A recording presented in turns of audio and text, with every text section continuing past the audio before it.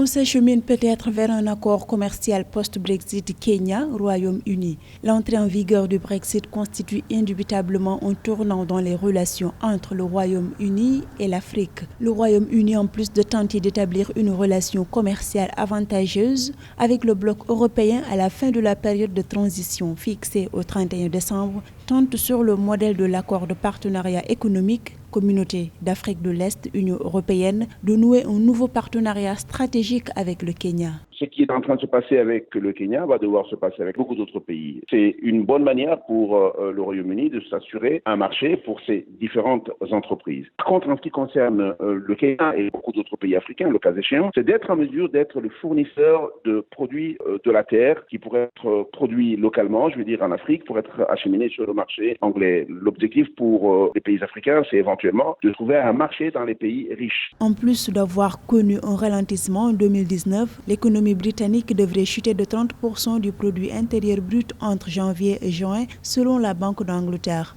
Quant au Kenya, il est classé par la Banque mondiale dans la catégorie des pays à revenus intermédiaires avec une industrie développée, le seul d'ailleurs en Afrique de l'Est. Les autorités espèrent que les liens économiques Royaume-Uni-Kenya pourraient ainsi créer de nouvelles opportunités pour ces deux parties prenantes. Il faut savoir que le premier facteur qui va vraiment influencer la géopolitique commerciale du Royaume-Uni, ce n'est pas l'Afrique, ce sera les États-Unis. Les rapports avec l'Afrique sont une espèce de compensation. Le marché anglais était une partie du marché européen. Il n'y a pas grand-chose qui va devoir changer pour nous. Des opportunités vont s'offrir à l'économie kenyane dès que le Brexit sera effectif. En 2019, les autorités britanniques avaient annoncé qu'elles accorderaient des facilités pour l'accès des produits kenyans au marché.